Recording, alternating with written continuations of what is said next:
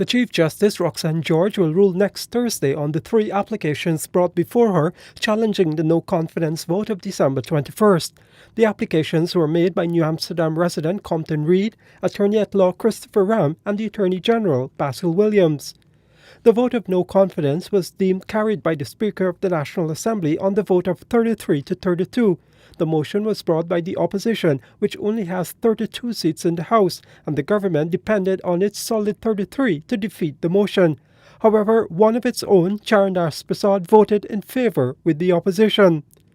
The New Amsterdam resident claims that the vote of Mr. Charandas Prasad could not be counted because he is a dual citizen, being a citizen of both Guyana and Canada, and so his vote could not count.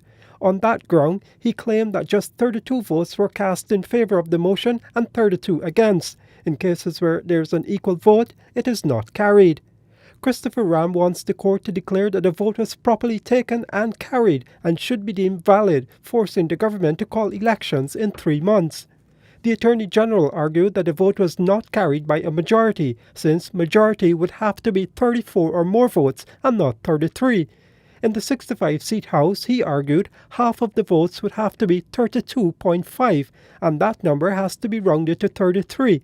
In that case, one more vote, he said, would be needed to form a majority. The leader of the opposition, through his attorney Anil Nandlal, used several examples to show that the literal and commonsensical use of the word majority must be taken into account, and that would mean 33 is greater than 32 members of the House, and so the vote was carried. In addition, he argued that it was the widely accepted practice, custom, and norm over the past 2 parliaments of Guyana that 33 constituted a majority for the passage of legislation, motions, and other business of Parliament, including the passage of 5 national budgets. For the newsroom, Neil Marks reporting.